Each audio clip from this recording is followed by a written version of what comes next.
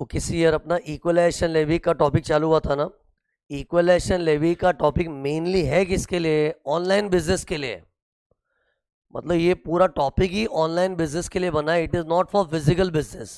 जो physically business करते हैं ना, मतलब नॉट ऑनलाइन, तो उन लोग के लिए तो नॉर्मल इनकम टैक्स है। और इनकम टैक्स का तो रूल है कि कोई फिजिकली बिजनेस कैरी ऑन करता है ना, तो नॉन रेसिडेंट को इंडिया में टैक्स करने के लिए they should have a permanent establishment. वो जो मैंने बोला था ना, अगर एनआर इंडिया में अड्डा जमा के बैठ गया तो ही हम उसको टैक्स मारेंगे। लेकिन ये फिजिकल बिजनेस के लिए रूल है और वो इनकम टैक्स के प्रोविजन है। लेकिन इक्वलाइजेशन लेवी इनकम टैक्स के अंदर हम लोग पढ़ते ज़रूर है, लेकिन वो थोड़ा अलग टैक्स है। और ये मेनली ऑनलाइन बिजनेस वालों के लिए बना है।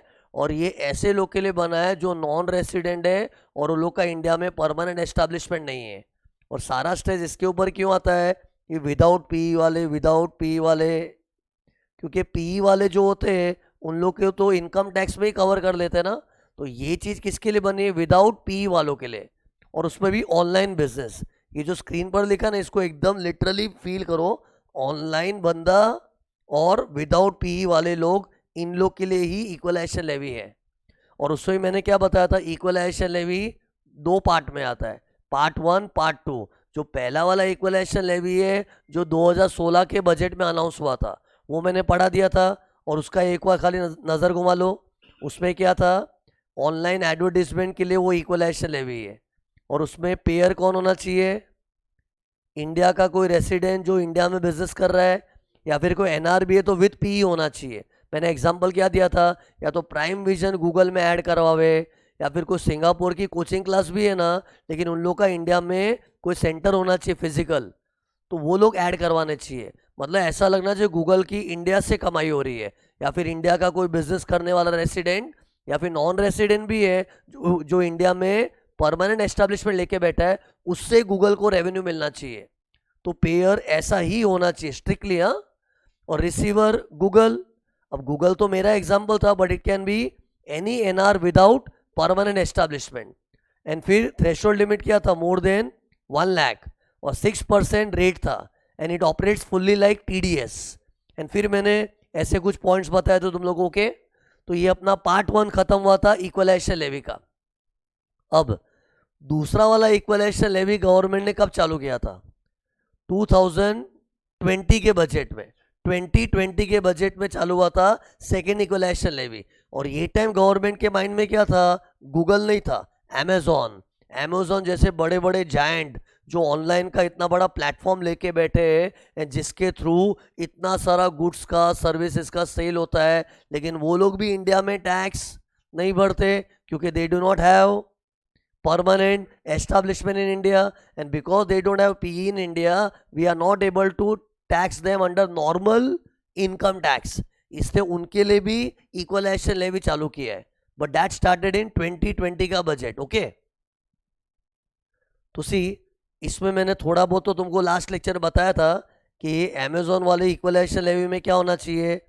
अमेजोन तो मेरा एग्जाम्पल था ना, बट एक्चुअली क्या होना चाहिए? स्क्रीन पर देखो, भी चालू हो रहा है।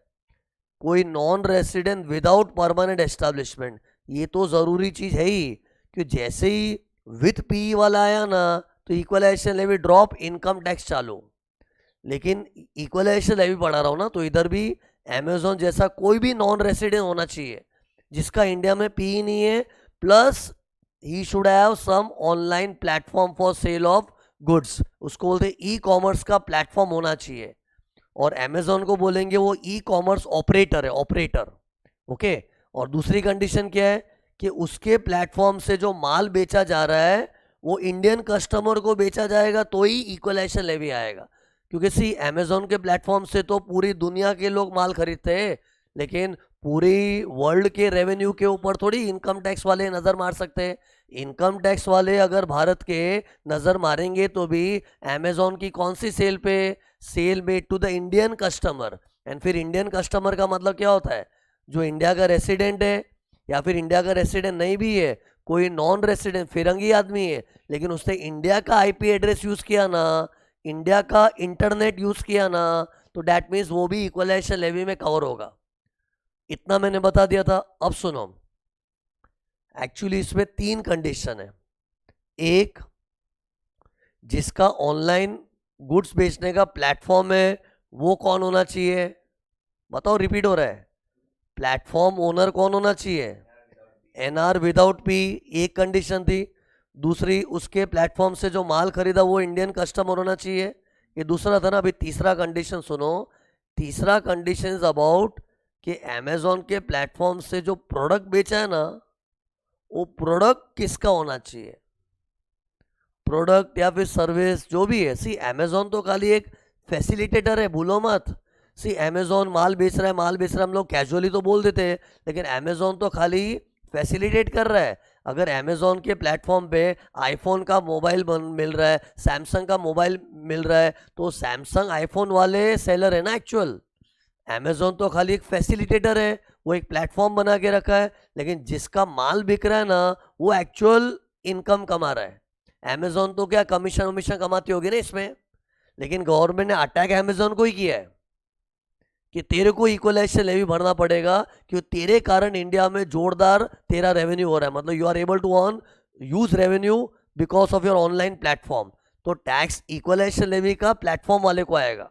मतलब उसके प्लेटफॉर्म से लीवाइस की जीन्स मिल रही है, बाटा के जूते मिल रहे हैं, उन लोग को इक्वलाइजेशन लेवी नहीं है।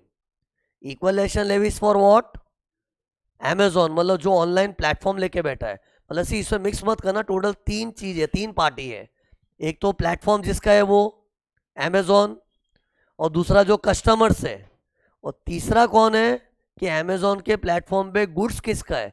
गुड्स तो मेरे भी हो सकते हैं, मेरे वीडियो लेक्चर बिक सकते हैं।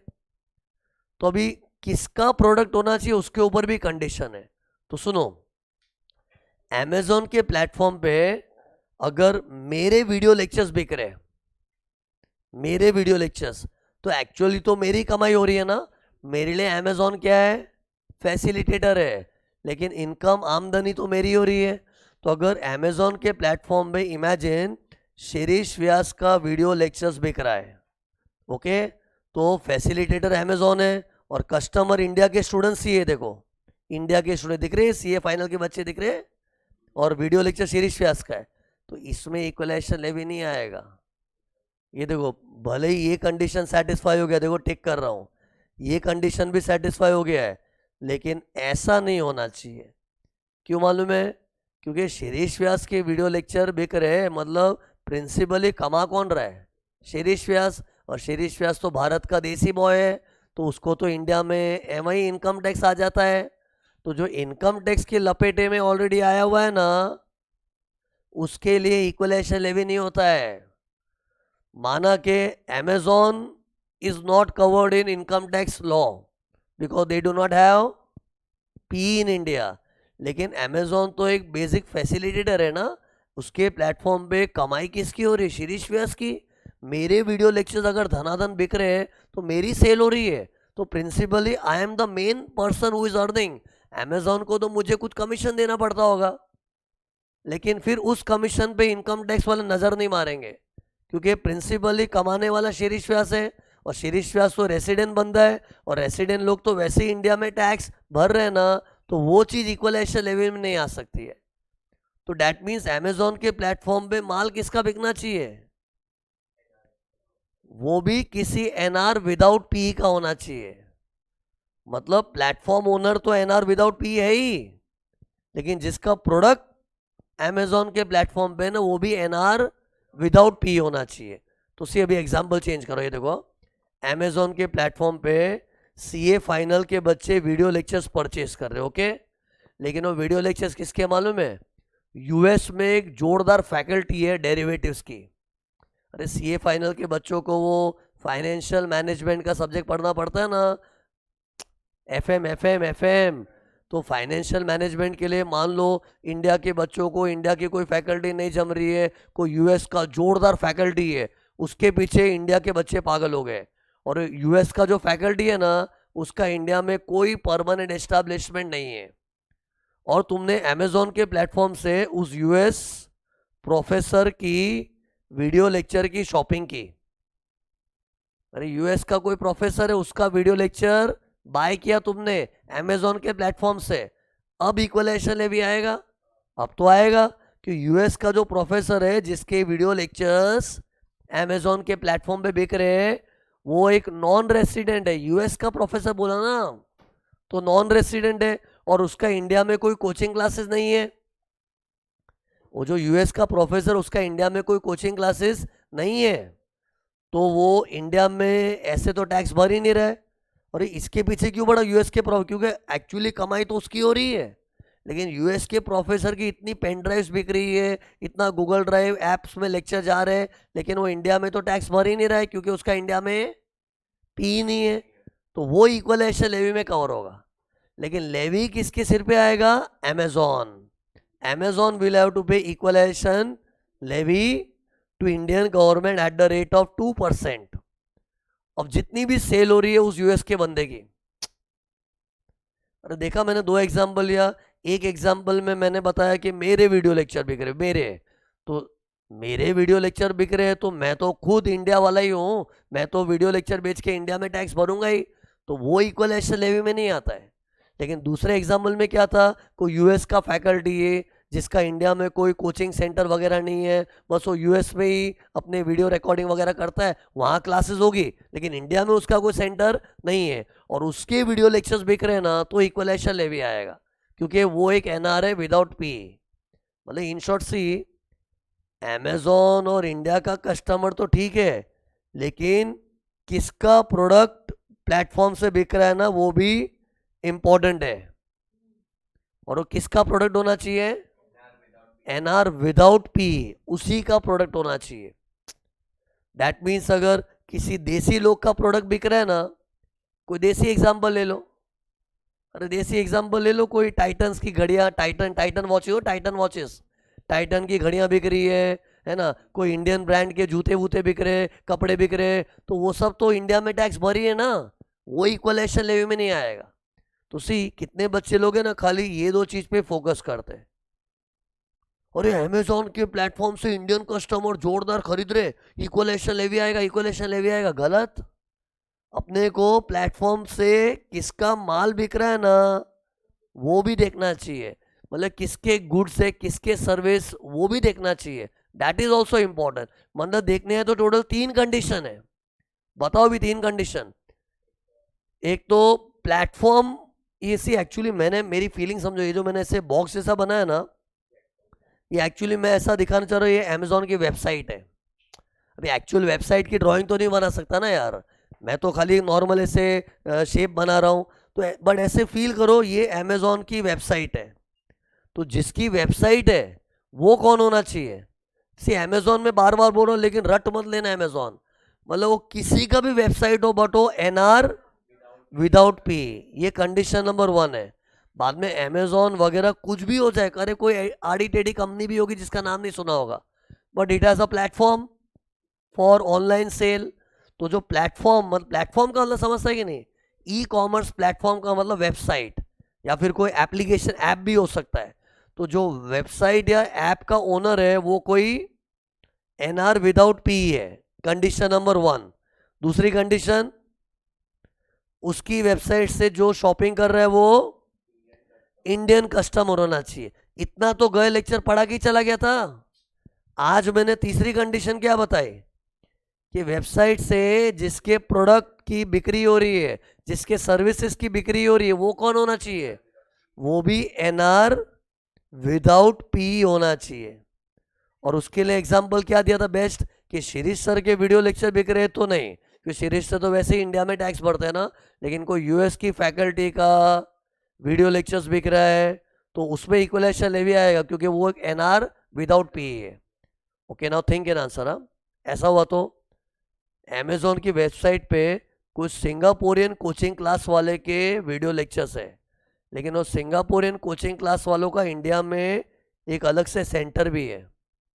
और मान लो मेरा जोरदार कॉम्पिटिटर है, मैं प्राइम विजन, वो सिंगापुर विजन, ऐसे कुछ भी नाम ले रहा हूँ, मतलब कोई सिंगापुरियन बंदे की होगा, कोई फिरंग होगा, वो माइकल जॉर्डन वॉर्डन कुछ भी, कोई भी टाइप का होगा, सिंगापुरियन दुबई का जो भी ले लो ना, उसकी इंडिया में कोचिंग क्लासेस है, वो मेरा टफ कॉम्पिटिटर है, बट वो है बंदा एनआर।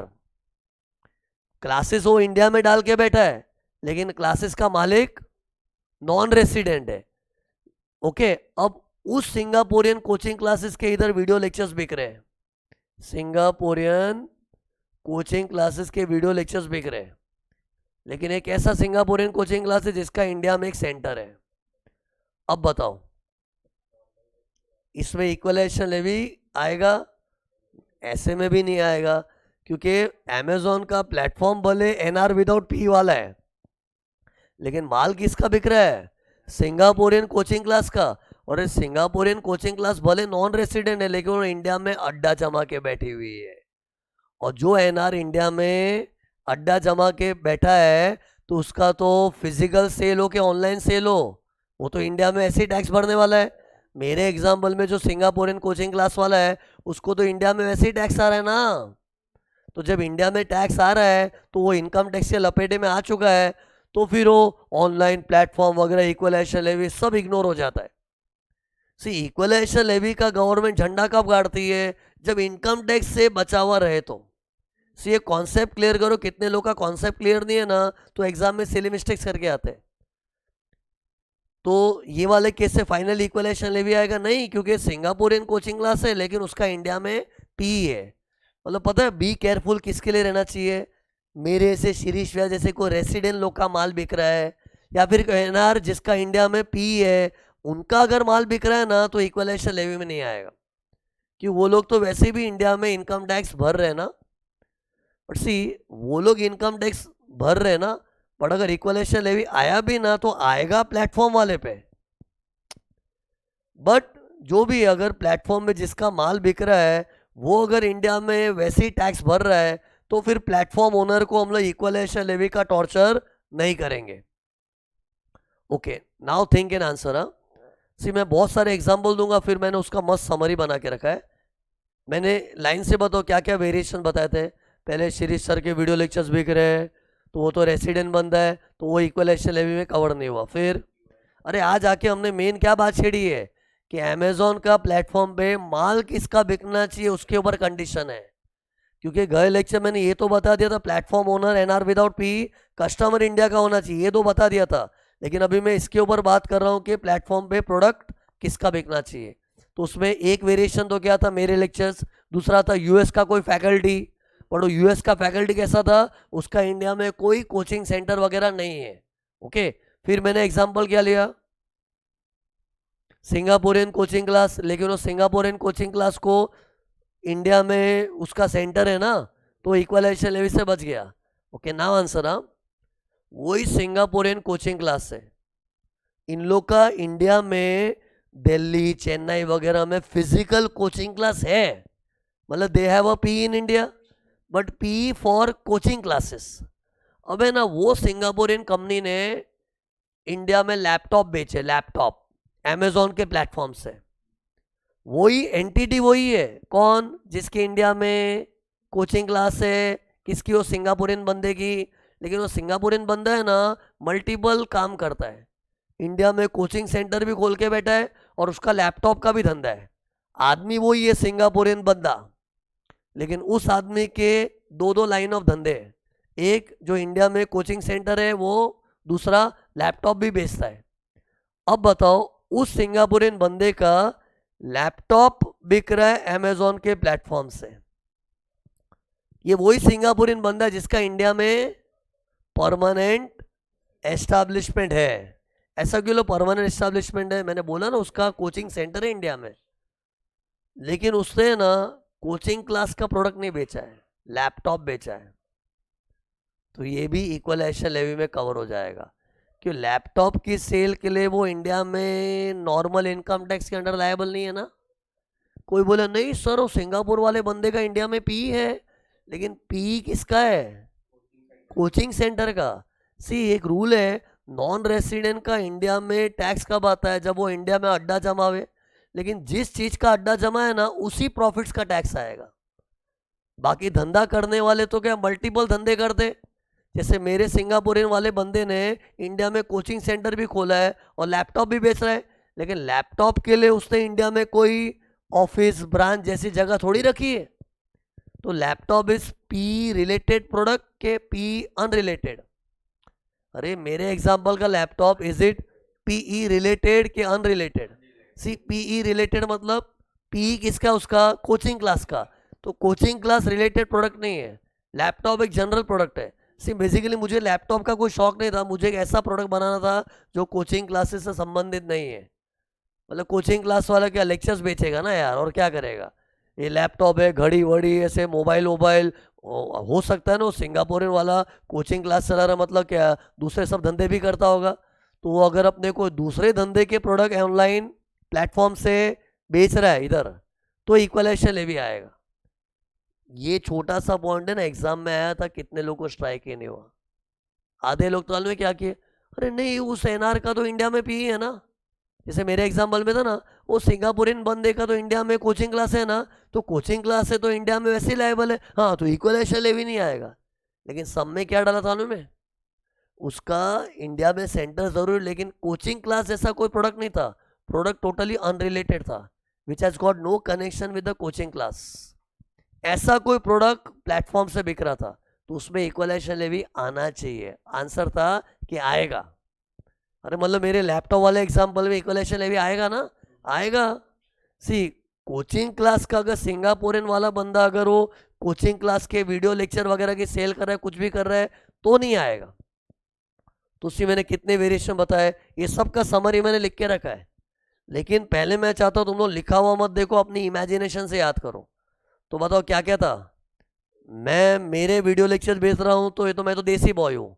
फिर बाद में सी एग्जाम्पल भले मैंने मेरा लिया था, बट मेरे जैसे जितने भी रेसिडेंट्स लोग हैं भारत के, उनके प्रोडक्ट अमेजोन के प्लेटफॉर्म से बिक रहे ना, तो उसके ऊपर इक्वलाइजेशन लेवी नहीं आता है। मतलब उसके लिए अमेजोन क्या है, पीसफुली जी सकता है। अमेजोन बोलेगा भाई मेरे पीछे क्यों पड़े हो, जिसके जो जिस बंदे का प्लेटफॉर्म से माल बिक रहा है वो तो इंडिया में टैक्स भर रहा है ना, तो इक्वलाइजेशन लेवी नहीं आएगा। तो पहले मैंने अपना एग्जांपल लिया। फिर यूएस की फैकल्टी का लेक्चर्स बिक रहा है मस्त, लेकिन वो यूएस की फैकल्टी नॉन रेसिडेंट है और उसका इंडिया में कोई सेंटर नहीं है, तो भी इक्वलाइजेशन लेवी आएगा। अरे शीरीष व्यास वाले में तो नहीं आया ना, लेकिन यूएस वाली फैकल्टी में आएगा, क्योंकि उसका इंडिया में पी ही नहीं है। तो इंडिया में पी नहीं है तो इनकम टैक्स नहीं आ रहा, तो इक्वलाइजेशन लेवी आएगा। फिर सिंगापुर का एग्जांपल लिया कि सिंगापुरियन कोचिंग क्लास वाले का इंडिया में कोचिंग सेंटर है, और वो कोचिंग सेंटर जैसा कोई प्रोडक्ट बेच रहा है ना, तो इक्वलाइजेशन लेवी आएगा, नहीं आएगा। अरे दिमाग कैसे लड़ाना चाहिए। नॉर्मल इनकम टैक्स आ गया ना, तो इक्वलाइजेशन लेवी को बख्श दो। नॉर्मल इनकम टैक्स किसको आता है बताओ भारत में, रेसिडेंट लोग तो भारत में टैक्स भरते ही है। एनआर का इंडिया में पी होता है। तो और सी ये पिछले लेक्चर से तो पी पी की रट लगा रखी है ना मैंने, ये खाली बिजनेस इनकम में पी का लफड़ा होता है। और मैं बाय द वे सब बिजनेस इनकम टाइप की डिस्कशन कर रहा हूँ। बाकी 5 हेड्स ऑफ इनकम होते मालूम है, salary, house property, business, capital gains, income from other source. ये बिजनेस को लेके ऐसा पी का हुआ मचा हुआ है। बाकी जो दूसरे हेड्स ऑफ इनकम होते हैं ना, जैसे इनकम फ्रॉम अदर सोर्स में डिविडेंड इंटरेस्ट इनकम होता है, वो तो नॉन रेसिडेंट भारत से कमाने के टैक्स आ जाता है। ये जो अपने बोल रहे हैं ना, नहीं नॉन रेसिडेंट को भारत में टैक्स मारना है, तो शर्त है कि वो इंडिया में अड्डा जमा के बैठे। तो वो सब बातें है ना बिजनेस के हेड में सूट होती है। ये याद रखना, क्योंकि सी मैंने इतना पी पी का बोलते हैं ना, तो कितने बच्चे लोग है ना, कोई दूसरे हेड की इनकम होती है ना, मतलब बिजनेस नहीं दूसरा head, income from other source, उसमें भी पी पी का चेक करने बैठते हैं। सी बेस्ट ऐसे याद रखो। एनीवेज ये सब एक्सप्लेनेशन तो मैंने सेक्शन 9 के वीडियो में दिया था, लेकिन एक बार अगर वो वीडियो याद नहीं है तो शॉर्ट में याद रखो। बिजनेस के हेड के लिए वो होता है कि इंडिया में पी होगा तो टैक्स आएगा, एनआर लोग के लिए। बाकी हेड में तो क्या है, एक बार इंडिया से इनकम अराइज हुई तो टैक्स आएगा, irrespective of PV. Okay see here, एक और एग्जांपल दे रहा है, इससे बताना। अमेजोन क्या करता है ना, सुनो, खुद के भी प्रोडक्ट बेचता है। अमेजोन ने सी ओरिजिनली तो एक प्लेटफॉर्म बनाया था जिसमें पब्लिक का माल बेचने का काम चालू किया था, लेकिन धीरे धीरे अमेजोन भी खुद के प्रोडक्ट बनाने लगा। जैसे ये पेंसिल सेल होती है ना, पेंसिल सेल, तो अमेजोन की मैंने एक बार वेबसाइट से मंगाई थी, तो मेरे पास अमेजोन बेसिक्स करके पेंसिल सेल आया था घर पे। अरे अमेजोन पे शॉपिंग करते रहते ना हम लोग यार, तो एक बार तो अमेजोन का कोई मैंने बैटरीज मंगाया था पेंसिल सेल, तो वो अमेजोन का ही प्रोडक्ट है। तो टेल मी उसका क्या होगा बताओ। उसमें भी इक्वलाइजेशन लेवी आएगा क्योंकि Amazon is NR without P. तो सी लॉ क्या बोल रहा है, अमेजॉन तू चाहे तेरा खुद का प्रोडक्ट बेच कि किसी और का प्रोडक्ट बेच, इक्वलाइजेशन लेवी तो आएगा, लेकिन कंडीशन क्या है, जिसका प्रोडक्ट बिक रहा है ना, किसका, जिसका प्रोडक्ट बिक रहा है, प्रोडक्ट का ओनर कौन होना चाहिए बताओ, एनआर विदाउट पी। ऐसा प्रोडक्ट जिसकी सेल पे यूजुअल इनकम टैक्स ना आ सके, ये फंडा याद रखना। तो सी मैक्सिमम वैरायटी देखो मैंने इधर करके कवर, ये देखो इधर सब आ जाएगा। इससे ज़्यादा कोई सिचुएशन क्रिएट करके दिखाना पॉसिबल ही नहीं है, मैक्सिमम वैरायटी आ जाएगी।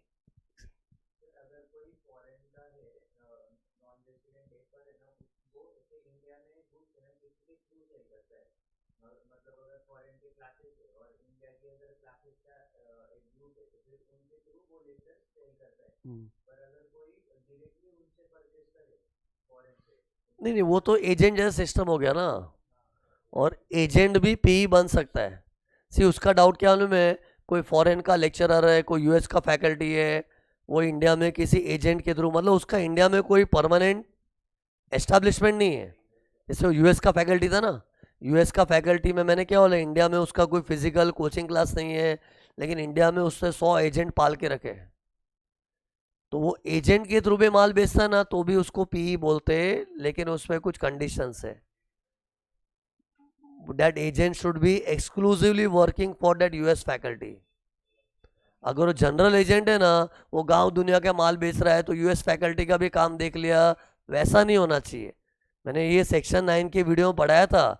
तो सी वही पॉइंट अगर याद आए तो रिलेट करो ऐसे कि वही यूएस का फैकल्टी वाला जो एग्जांपल लिया था ना, जिसका इंडिया में कोई सेंटर नहीं है। तो सी इंडिया में उसका कोई फिजिकल सेंटर नहीं है, लेकिन इंडिया में ऐसे बंदे को अपॉइंट कर रखा है ना, और उसका काम क्या है, वो सिर्फ यूएस की फैकल्टी का एक्सक्लूसिव माल बेचेगा। तो मतलब यूएस के प्रोफेसर ने इंडिया में सेंटर तो नहीं लिया, लेकिन इंडिया में एक आदमी फिक्स कर दिया है। सी परमानेंट मतलब फिक्स्ड जगह, तो फिक्स्ड जगह केवल फिक्स्ड आदमी भी हो सकता है। सी परमानेंट एस्टैब्लिशमेंट का डेफिनेशन खुद ब्रॉड है, as given in section 9।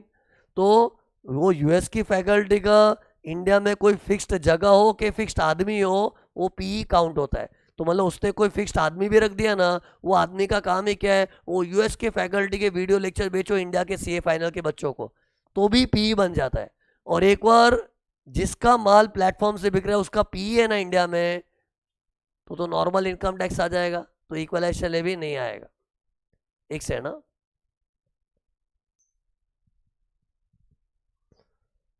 Okay try करो। ये देखो सब वेराइटी है, मैंने जो भी अभी ओरली डिस्कस किया था, मेरे लेक्चर, यूएस के फैकल्टी के लेक्चर, माइंड में वही रखना, लिखा हुआ वो नहीं दिखेगा, लेकिन माइंड में वो रख के याद करना। तो सी टोटल 5 वेराइटी पॉसिबल है, देखो 1 2 3 4 5। ओके एक से ना, तो करो ये ट्राई करो, एक एक करके ट्राई करना। सी मेरे जो 5 वेरिएशंस है ना, ये पांचों वेरिएशन में एक अजम्पशन क्या है मालूम है, कि ये एनआर विदाउट पी है और इंडियन कस्टमर है। मतलब वो 2 कंडीशन तो सेटिस्फाई हो गया है।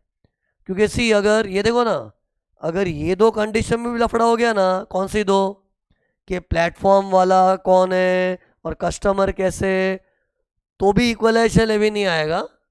लेकिन सी सिंस मेरे को अभी ये प्रोडक्ट्स के ऊपर फोकस करना है ना, तो ज़्यादा कन्फ्यूजन नहीं हो, इसलिए मैं एक बार का क्या अज्यूम कर रहा हूँ कि प्लेटफॉर्म जिसका है वो एनआर विदाउट पी है, और उसके प्लेटफॉर्म से जो कस्टमर्स तो माल खरीद रहे हैं वो अपने देसी कस्टमर ही है, और वो खुद भी एक कंडीशन है, उसको सीरियसली लेना। मतलब ये दोनों कंडीशन में किधर भी लफड़ा हो गया ना, तो अगेन इक्वलाइजेशन लेवी नहीं आएगा।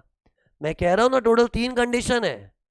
तो मान लो मेरे एग्जाम्पल है कंडीशन 1 सेटिस्फाइड, देखो टिक मार्क कर रहा हूँ, सेकेंड कंडीशन भी सेटिस्फाइड। अब थर्ड कंडीशन चेक करो, देखो पहला एग्जाम्पल क्या लिया, प्रोडक्ट ए, और प्रोडक्ट ए किसका है, अमेजोन का ही है, और अमेजोन तो खुद एनआर विदाउट पी है ना। सी अपने को चेक क्या करना है, प्लेटफॉर्म पे जिसका माल बिक रहा है ना वो एनआर विदाउट पी होना चाहिए, एनआर विदाउट पी। तो Amazon is NR without P, तो ये देखो कंडीशन सेटिस्फाई, तो इक्वल एक्शन ले भी आएगा। फिर प्रोडक्ट बी किसका है, ये मेरे एग्जांपल का ऐसा इमेजिन कर लो, यूएस का फैकल्टी, यूएस के फैकल्टी के वीडियो लेक्चर से प्रोडक्ट बी, और उसका इंडिया में कोई कोचिंग सेंटर नहीं है ना उसका कोई एक्सक्लूसिव एजेंट है, कि हैविंग एक्सक्लूसिव एजेंट भी पी हो जाता है। बट लेट्स अज्यूम वो यूएस की फैकल्टी का ना तो कोई फिजिकल सेंटर है ना कोई एक्सक्लूसिव सेंटर है, सॉरी एक्सक्लूसिव एजेंट है, तो एनआर विदाउट पी, तो इसमें भी इक्वलाइजेशन ले भी आएगा, टिक किया है। फिर देखो प्रोडक्ट सी किसका है, रेसिडेंट, मतलब मेरा एग्जाम्पल शिरीष व्यास के वीडियो लेक्चर से, तो शिरीष व्यास के वीडियो लेक्चर, शिरीष व्यास तो इंडिया में टैक्स भरता है ना, तो ये इक्वलाइजेशन लेवी में नहीं आएगा, जो क्रॉस किया है। फिर प्रोडक्ट डी देखो, प्रोडक्ट डी किसका है, एनआर विथ बी, मतलब सिंगापोरियन कोचिंग क्लास, वो सिंगापोरियन कोचिंग क्लास जिसका इंडिया में कोचिंग सेंटर है। अब इंडिया में दिल्ली, चेन्नई, मुंबई किधर भी हो दो ना, इंडिया में कोचिंग सेंटर और कोचिंग सेंटर है, और उसने अमेजोन के प्लेटफॉर्म से वीडियो लेक्चर बेचे, तो क्या आएगा कि नहीं, नहीं आएगा, क्योंकि सिंगापोरियन कोचिंग क्लास जिसका इंडिया में सेंटर है, तो इंडिया में अड्डा जमा के बैठी है ना, तो टैक्स भर रही है, तो इक्वलाइजेशन लेवी नहीं आएगा। सी नहीं आएगा बोले तो खुश कौन हुआ, अमेजोन। इक्वलाइजेशन लेवी आएगा तो प्लेटफॉर्म वाले पे, हाँ, तो ये देखो इसको भी क्रॉस किया है। फिर देखो प्रोडक्ट ई देखो, ये भी एनआर विथ पी है, मतलब वही सिंगापोरियन कोचिंग क्लास वाला जिसका इंडिया में है कोचिंग का सेंटर, लेकिन उसने जो अमेजोन के प्लेटफॉर्म से माल बेचा है ना, वो अनरिलेटेड प्रोडक्ट है, लैपटॉप, घड़ी, कपड़े, जूते, मतलब वो सिंगापुरियन बंदे का ही है। सी सिंगापुरियन बंदा जो कोचिंग क्लास से, ऐसा थोड़ी कोचिंग करता होगा, दूसरे काम भी करता होगा, तो वो कोई अनरिलेटेड प्रोडक्ट बेच रहा है जिसका इंडिया में उसका पी नहीं है, तो भी इक्वलाइजेशन ले भी आएगा। अरे सब वैरायटी कवर की ना मैंने, तो ये अपना Singaporean coaching class selling laptop, घड़ी, कपड़े, मीन समथिंग जिसका इंडिया में उसका पी ही नहीं है। तो सी इधर बच्चे लल्लू क्यों बनते हैं में, क्यों बच्चे ऊपर ऊपर से पढ़ते, अरे ये सिंगापुरियन बंदे का तो इंडिया में कोचिंग सेंटर है ना, इंडिया में पी है ना, अरे लेकिन इंडिया में पी किस चीज़ का है, पी कोई बिजनेस का होता है, बिजनेस 1000 टाइप के होते हैं, उसने कोचिंग क्लास के लिए परमानेंट एस्टेब्लिशमेंट बनाया ना, तो बाकी दूसरे कोई प्रोडक्ट की सेल हो रही है तो which are not related to that P, तो उसके लिए तो एनआर विदाउट पी बन गया हो। मतलब लैपटॉप जैसे प्रोडक्ट के लिए तो वो सिंगापुरियन बंदा एनआर विदाउट पी बन गया ना, और एनआर विदाउट पी हो गया तो इक्वलाइजेशन ले भी आएगा। मतलब एक्चुअली वेरिएशन मैंने कितने बना लिए, शर्त एक ही है कि ये जिसका भी प्रोडक्ट है वो एनआर विदाउट पी होना चाहिए, तो ही, मतलब ये देखो प्लेटफॉर्म वाला भी एनआर विदाउट पी, और जिसका प्रोडक्ट बिक रहा है वो भी एनआर विदाउट पी, तो ही है ना वो इनकम टैक्स से पूरी तरह से बचा हुआ है। अरे मतलब जिसका प्लेटफॉर्म है अमेजोन, जो कमीशन कमाती है लोगों के माल बेच के, तो प्लेटफॉर्म ओनर भी एनआर विदाउट पे, और प्लेटफॉर्म पे जिसके प्रोडक्ट बिक रहे वो भी एनआर विदाउट पी, तब इंडियन गवर्नमेंट को क्या लगता है, भाई ये तो कोई भी टैक्स नहीं भर रहा है, अमेजोन का जोरदार प्लेटफॉर्म हो रहा है, अमेजोन भी खुश है, जिसके माल बिक रहे वो भी खुश है, सबके मजे हो रहे हैं, लेकिन इनकम टैक्स को तो कुछ भी नहीं मिल रहा है, तब इक्वलाइजेशन ले भी आएगा। तो बेस्ट ऐसे याद रखो ना, सी ऐसे दिमाग में छाप लो, सी ये ना इक्वलाइजेशन लेवी का टॉपिक सिंपलेस्ट का बोल सकता ना, ये देखो गूगल वाले में ना ये सीन छाप लो, ऑनलाइन जो पार्ट 1 इक्वलाइजेशन लेवी था उसमें क्या छापना चाहिए बताओ, उसमें 2 पार्टी रट लो। ये देखो मैं रिकैप मार रहा हूँ, जो ऑनलाइन एडवर्टीजमेंट वाला इक्वलाइजेशन लेवी था ना फर्स्ट वाला, उसमें पेयर कौन रिसीवर कौन छाप लो, और अमेजोन वाले में 3 पार्टीज को रट लो, मतलब पार्टीज की क्लैरिटी रहेगी ना तो कंफ्यूजन नहीं होगा। तो I am rewinding back to the previous lecture. हाँ, तो सी ऑनलाइन एडवर्टीजमेंट है, देखे बिगर बोलना, स्क्रीन पर दिख रहा है लेकिन देखना मत, पेयर कौन होना चाहिए एडवर्टीजमेंट का, पेयर कोई रेसिडेंट कैरिंग ऑन बिजनेस, मतलब कोई इंडिया का कोचिंग क्लास रेसिडेंट लोग का, या फिर एनआर विथ पी, वो लोग एडवर्टीजमेंट की पेमेंट कर रहे हैं। Okay, resident carrying on business और एनआर विथ पी, ये पेयर होना चाहिए। और रिसीवर गूगल जैसा कोई एनआर विदाउट पी। क्लियर है? ट्रांजैक्शन ऑनलाइन एडवर्टीजमेंट का वैल्यू मोर देन 1 लाख 6% रेट था। और वो इंडिया वाला बंदा जो पेमेंट करता है ना एडवर्टीजमेंट का, वो टीडीएस की तरह काट के देगा। तो ये दिमाग में सीन छप जावे ना, फिर उसके बाद है ना, इसके लिए सीन क्या छापना चाहिए? सीन बनाना चाहिए इमेजिनेशन में, एकदम पिक्चर बनाओ ऐसे। तो ऐसे इमेजिन करो, जो मैं ड्राइंग क्यों करता हूँ बताओ? क्योंकि मैं चाहता हूँ वैसा तुम्हारे दिमाग में इमेजिनेशन होना चाहिए। तो ये वाले में इमेजिनेशन कैसी होनी चाहिए? एक वेबसाइट जैसी कोई चीज़ इमेजिन करो, वेबसाइट है ना, या फिर कोई मोबाइल ऐप भी हो सकता है। प्लेटफॉर्म ई कॉमर्स का वेबसाइट भी होता है, ऐप भी। पहले के ज़माने में खाली वेबसाइट से चलता था, लेकिन आजकल तो मोबाइल ऐप का कल्चर भी आ गया ना। तो मोबाइल ऐप और वेबसाइट दोनों प्लेटफॉर्म है। तो इमेजिन करो, जो वेबसाइट या फिर जिसका भी ऐप है, मोबाइल ऐप, वो किसका होना चाहिए? NR without P. जो मेरे एग्जाम्पल है, कब से अमेजोन बोल रहा हूँ। तो वेबसाइट प्लेटफॉर्म वाला एनआर विदाउट पी, एक चीज ये। दूसरा, उस पे जो कस्टमर शॉपिंग कर रहे वो कौन होने चाहिए? बोल बिगड़ दे के, देसी कस्टमर जो इंडिया के रेसिडेंट है, या फिर एनआर भी है तो इंडिया का इंटरनेट यूज कर रहे, वैसे होने चाहिए। ओके। फिर तीसरी कंडीशन कि वेबसाइट पे जो प्रोडक्ट्स दिखते हैं, जैसे अमेजोन के प्रोडक्ट वेबसाइट पे तो बहुत सारे प्रोडक्ट दिखते हैं ना, तो प्रोडक्ट किसका होना चाहिए वो भी इंपॉर्टेंट है। तो प्रोडक्ट भी एनआर विदाउट पी का होना चाहिए, तो ही इक्वलाइजेशन लेवी आएगा। एंड बराबर है ना कि प्लेटफॉर्म वाला भी एनआर विदाउट पी, और प्लेटफॉर्म पे जिसके माल की बिक्री हो भी एनआर विदाउट पी, तो मतलब फिर टैक्स कैसे आएगा? इनकम टैक्स तो मिल ही नहीं पा रहा है, तब जाके इक्वलाइजेशन लेवी आएगा। ओके। तो ये मैंने भले वेरिएशन 5-5 क्रिएट कर दी है, लेकिन थीम वही है कि वो प्रोडक्ट एनआर विदाउट पी का होना चाहिए, है ना? ओके। नाउ इनमें से कोई एक कंडीशन में हिल गई ना, इक्वलाइजेशन लेवी नहीं आएगा। तो कोई लोगों ने मेरे को ये भी डाउट पूछा है सर, कि मान लो सर ये प्रोडक्ट्स है ना एनआर विदाउट पी का ही है, मतलब कोई चाइनीज कंपनी अपना माल बेच रही, चाइनीज कंपनी, लेकिन जो प्लेटफॉर्म ओनर है ना वो एनआर विथ पी या फिर कोई देसी प्लेटफॉर्म ओनर है। जैसे मेरा प्लेटफॉर्म ले लो, मेरा भी प्लेटफॉर्म है भाई, मेरी भी वेबसाइट है। मेरी वेबसाइट में विजिट करना कभी, क्या नाम से? www.shirishvyas.com।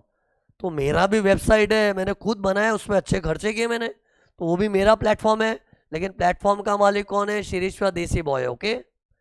अब मेरे प्लेटफॉर्म पे कोई चाइनीज कंपनी ने प्रोडक्ट लिस्ट कर दिया है।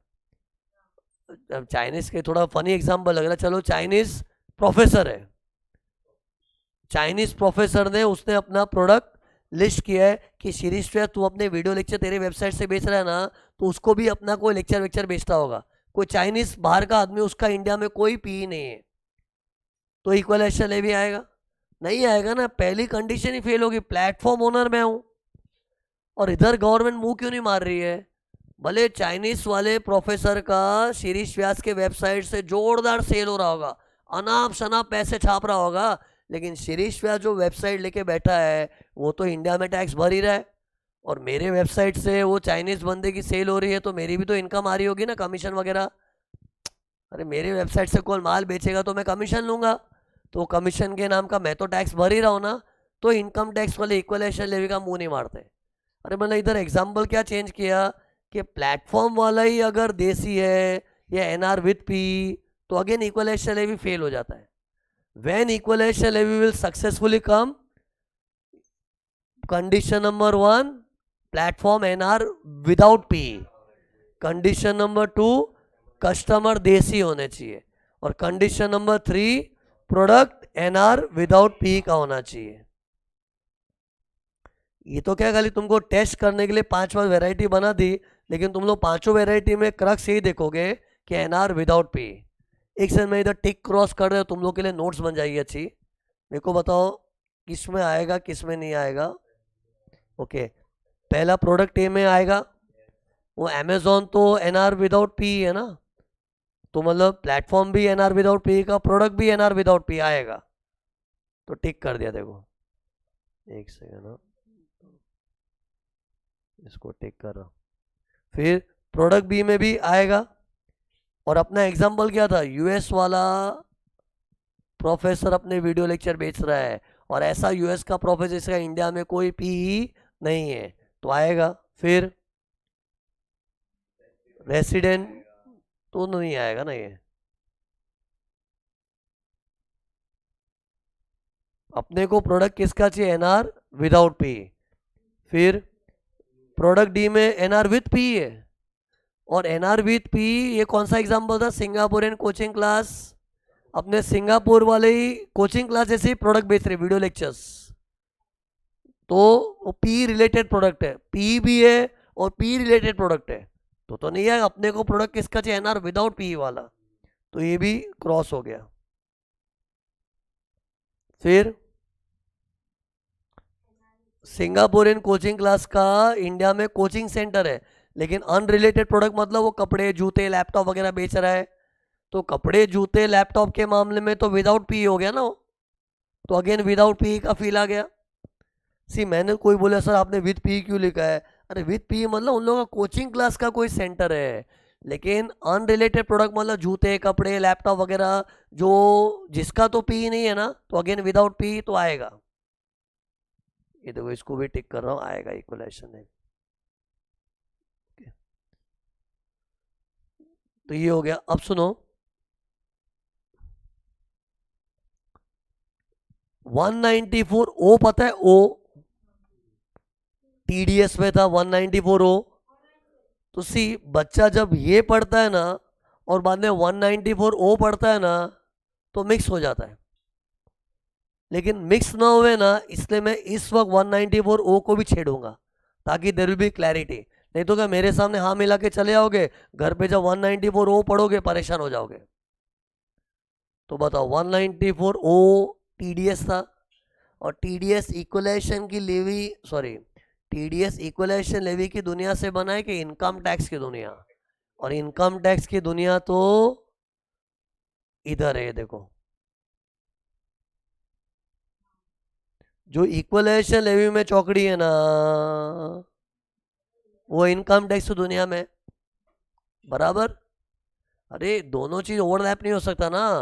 मैंने इधर देखो क्रॉस मार्क किधर किया है, देखो शीरीष व्यास के वीडियो लेक्चर बिक रहे, तो इक्वलाइजेशन लेवी में नहीं था ना। फिर सिंगापुरियन कोचिंग क्लास के वीडियो लेक्चर बिक रहे, ऐसी कोचिंग क्लास जिसका इंडिया में सेंटर भी है, तो ये लोग इक्वलाइजेशन लेवी से क्रॉस है लेकिन इनकम टैक्स की दुनिया में।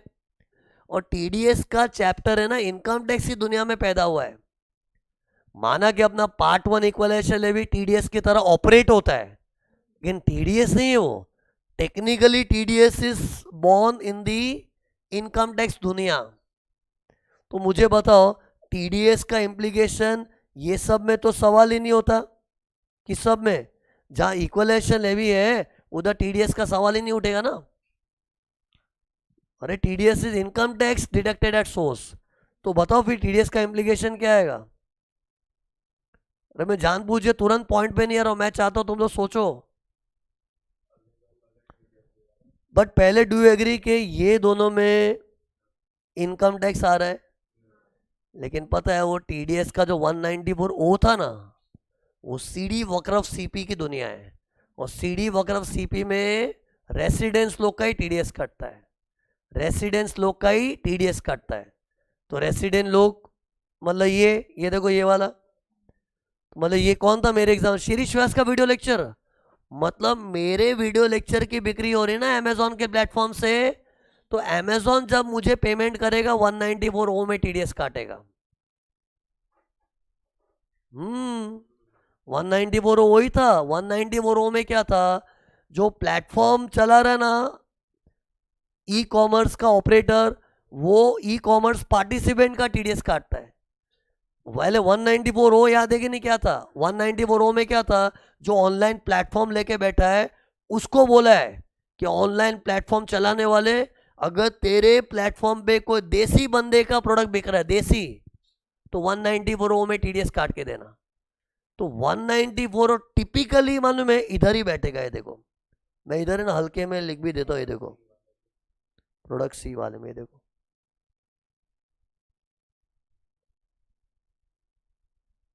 इधर मैं हैशटैग बना रहा हूं।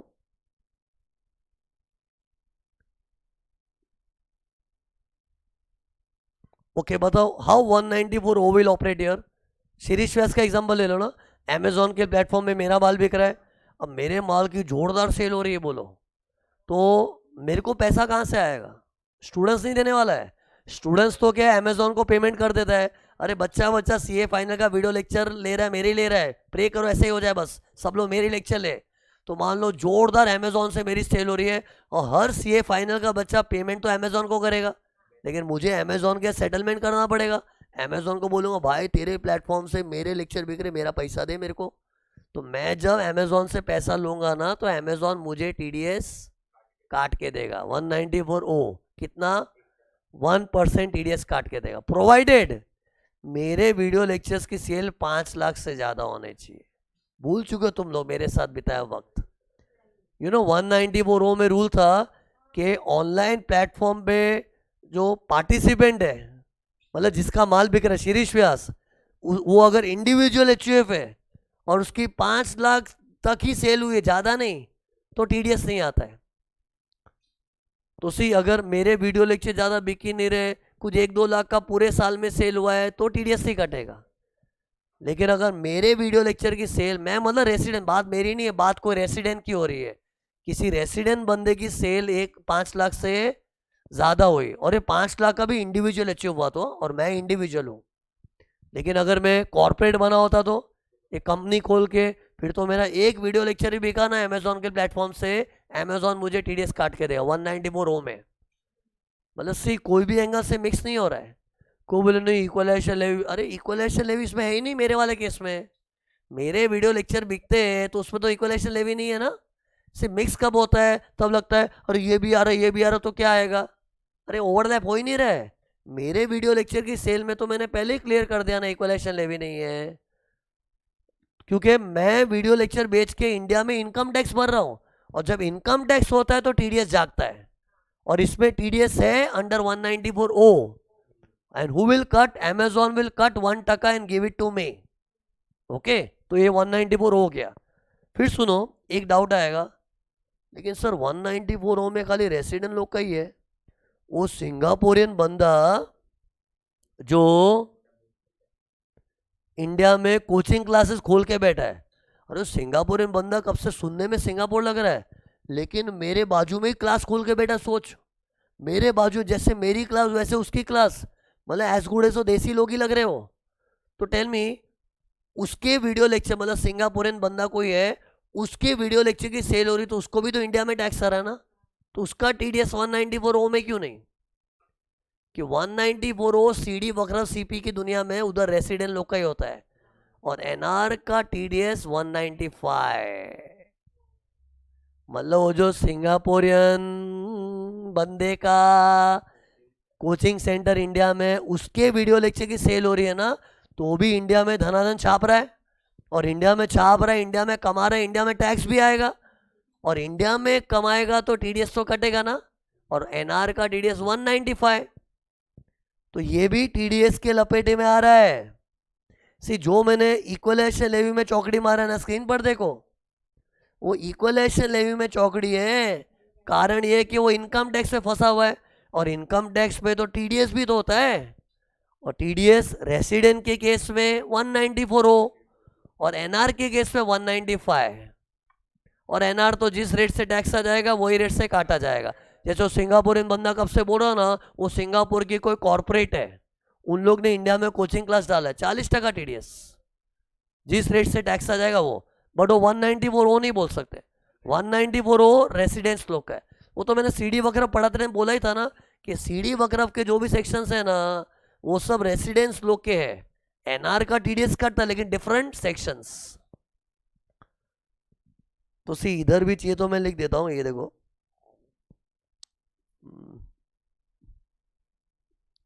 इधर मैं एक एस्ट्रिक मार्क बना के कर रहा हूं, एक से थोड़ा मजा नहीं आ रहा है, ये देखो, देखो मैंने किसको तारा बनाया है, सिंगापुरियन कोचिंग क्लास जिसका इंडिया में कोचिंग सेंटर है, उसके वीडियो लेक्चर की सेल, तो वो इनकम टैक्स में कवर्ड है ना, तो उसका TDS 195।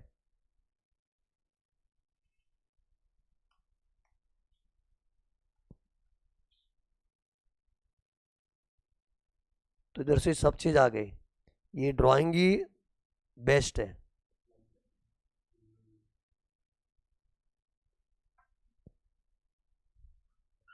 तो सिर्फ 194 वो भी इधर रिकैप हो गया, और इक्वलाइजेशन लेवी तो चल ही रहा है। डन। इसमें कुछ कंफ्यूजन है, ये क्लियर है, ये दिमाग में सीन छाप लेना। ओके। अब है ना, एक और चीज है, सिग्निफिकेंट इकोनॉमिक प्रेजेंस। ये ना सेक्शन 9 के वीडियो में आया था, सेक्शन 9 के वीडियो में आया था, सिग्निफिकेंट इकोनॉमिक प्रेजेंस। तो सी उसमें क्या रूल था में, अगर कोई नॉन रेसिडेंट इंडिया में फिजिकल जगह ना भी लेके ना बैठे ना, फिर भी अगर उसकी इंडिया में टर्नओवर जोरदार हो रही है ना, तो उसको बोलेंगे उसका इंडिया में प्रेजेंस है। इसलिए पी उसको ही बोलते हैं, वो भी डीम्ड एज पी होता है। सी पी के डेफिनेशन मतलब 3 चीजें, या तो किसी नॉन रेसिडेंट का इंडिया में फिजिकल जगह हो, या फिर उसका कोई एक्सक्लूसिव एजेंट हो जो उसी के लिए काम करता है, या फिर उसकी प्रेजेंस जोरदार होनी चाहिए। तो सिग्निफिकेंट इकोनॉमिक प्रेजेंस को भी परमानेंट एस्टैब्लिशमेंट बोलते हैं। तो वो नॉलेज अगर है तो बताना। सी ये देखो, ये ना मान लो, ये देखो, ये कौन था मेरे एग्जाम्पल में? NR विदाउट पी मैंने एग्जाम्पल क्या लिया था? यूएस का फैकल्टी जिसके डेरिवेटिव्स के लेक्चर के पीछे इंडिया की पब्लिक पागल है, क्या पढ़ाता है डेरिवेटिव्स, क्या पढ़ाता है एफएम डेरिवेटिव्स, ऐसा इमेजिन करो। तो वो एग्जाम्पल लिया था ना। तो प्रोडक्ट भी मान लो वो यूएस का प्रोफेसर है, उसी के वीडियो लेक्चर है, और उसका मैंने क्या बोला, इंडिया में कोई कोचिंग सेंटर नहीं है, लेकिन उसकी जोरदार सेल हो रही है। इंडिया का बच्चा बच्चा, चाहे वो सीए कर रहा हो, सीएमए कर रहे हो, कुछ भी एमबीए में, हर बच्चा वो यूएस की फैकल्टी की वजह पागल है। और वो यूएस की फैकल्टी पूरे इंडिया में ऐसी फैल चुकी है ना, डेरिवेटिव्स मुंह से निकलते ही यूएस की फैकल्टी, इतना भयंकर उसका प्रेजेंस हो गया है। अभी भी उस यूएस के फैकल्टी का इंडिया में सेंटर नहीं है, उसका कोई एक्सक्लूसिव एजेंट नहीं है, लेकिन उसकी प्रेजेंस जोरदार हो गई है। और प्रेजेंस जोरदार होना मतलब उसका इंडिया में turnover greater than 2 crore significant economic presence में था। वो 2 करोड़ इक्वलाइजेशन लेवी से अलग है, कोइंसिडेंस सेम है। तो मतलब यूएस की फैकल्टी का इंडिया में इतना सेल हो रहा है कि हर स्टूडेंट उस फैकल्टी के पीछे पागल है कि इंडिया में वो 2 करोड़ से ज्यादा रेवेन्यू जनरेट कर पा रहा है। तो क्या बोलेंगे, भाई यूएस वाले तू तो इंडिया में समा गया है, तूने तो इंडिया में अड्डा जमा लिया है by having huge sale in India. तो उसको भी एनआर विथ पी बोलेंगे। तो क्या लफड़ा हो जाएगा? अरे एनआर विथ पी हो गया तो, अरे तो फिर इधर चौकड़ी, फिर ये कट ये देखो चेंज हो जाएगा मेरा आंसर। वो यूएस की फैकल्टी का भी चौकड़ी, क्योंकि फिर वो यूएस की फैकल्टी को तो हम लोग इनकम टैक्स की बंदूक लेके खड़े हो जाएंगे, क्या बोल के कि भाई तेरा इंडिया में कोई सेंटर नहीं होगा, लेकिन तेरी प्रेजेंस जोरदार है, इतना वायरल हो गया तू इंडिया में। और प्रेजेंस जोरदार का मतलब क्या बताओ? सिग्निफिकेंट इकोनॉमिक प्रेजेंस, और उसका क्राइटेरिया क्या था? 2 करोड़ से ज्यादा सेल। तो वो पी के डेफिनेशन में आ जाता है। और एक था उधर, याद होगा तो, और एक क्या था, यूजर्स वाला क्राइटेरिया क्या था बताओ, देख के बोल दो। 3 लाख साल में, मतलब उसके 3 लाख से ज्यादा सब्सक्राइबर है। मतलब वो यूएस के प्रोफेसर का है ना, जो इंडियन यूजर्स है ना, इंडिया के स्टूडेंट, वो 3 लाख से ज्यादा है। अरे यूजर्स मतलब यूट्यूब के सब्सक्राइबर वगैरह जैसे हो गए, है ना। मतलब वो इंडिया में इतने लोग को एंगेज कर दिया, कितने, 3 लाख से ज़्यादा लोग को। तो भी सिग्निफिकेंट इकोनॉमिक प्रेजेंस होता है। मतलब वो नॉलेज भी इधर डालना चाहिए। तो सी मैं जान पूछ के नहीं यहाँ हुआ कि सब नॉलेज समेट के इधर डाल रहा हूँ, ताकि क्या है, तुम लोग को मिक्सअप नहीं हो आगे जाके। तो सी अगर किसी को सुनो याद नहीं भी आ रहा है ना, तो अभी नॉलेज ले लो ना। मेरे को बताओ, वो मेरे एग्जाम्पल में सिंगापुर वाला तो मैं कब से, मैं जानबूझ के एग्जाम्पल क्यों ले रहा हूँ, दिमाग में छपता है वो सिंगापुर वाले को मैंने कैसे बनाया, इंडिया में सेंटर डाल के बैठ गया। और यूएस वाली फैकल्टी को कैसे बनाया, जिसको इंडिया में सेंटर वेंटर की जरूरत ही नहीं है, रखा ही नहीं उसने। लेकिन मेरे एग्जाम्पल में वेरिएशन क्या आया था, पहले तो क्या बोला था, ओ तेरा इंडिया में सेंटर नहीं है, इंडिया में पी नहीं है, तो एनआर विदाउट पी हो गया था। और एनआर विदाउट पी होते इक्वलाइजेशन लेवी अट्रैक्ट हो गया था ना। अब बताओ चेंज क्या लाया था, मैंने वही यूएस की फैकल्टी को एनआर विथ पी कैसे बना दिया, नॉट बाय अज्यूमिंग कि उसकी इंडिया में सेल 2 करोड़ से ज्यादा की है, या फिर उसके इंडिया में यूजर्स 3 लाख से ज्यादा है, तो वैसे में भी उसका इंडिया में पी माना जाएगा। और इंडिया में पी माना गया तो इनकम टैक्स का ही आक्रमण हो गया ना उस पर, तो इक्वलाइजेशन लेवी से बच जाएगा। तो मतलब ये इधर ऐसा जो टिक किया ना, देखो क्रॉस भी हो सकता है। तो सी विदाउट पी का मतलब क्या है बताओ, फिर फाइनली कंक्लूजन रिपीट करो सेम। विदाउट पी मतलब ना तो उसका कोई फिजिकल लोकेशन है इंडिया में, ना उसका कोई एक्सक्लूसिव एजेंट है जो उसके माल बेचता है, ना उसकी प्रेजेंस ऐसी है कि 2 करोड़ के क्रॉस नहीं कर पा रहा है। तो ये, अरे पी का डेफिनेशन ही मैंने तुम लोग सेक्शन 9 का वीडियो ढंग से देखा है कि नहीं पता नहीं यार, उधर 3 टाइप के पी बताए थे, एक फिजिकल पी और एक एजेंट पी। मतलब 3 चीज, या तो जगह या आदमी या प्रेजेंस। क्या बोला है देखो, जगह, आदमी या प्रेजेंस। जगह तो फिक्स जगह, आदमी तो फिक्स्ड एक्सक्लूसिवली मेरे लिए एजेंसी करे हो, और प्रेजेंस ऐसी कि 2 करोड़ के ऊपर का टर्नओवर कर पा रहे और 3 लाख से ज्यादा यूजर, दोनों में से कुछ भी चलेगा। यस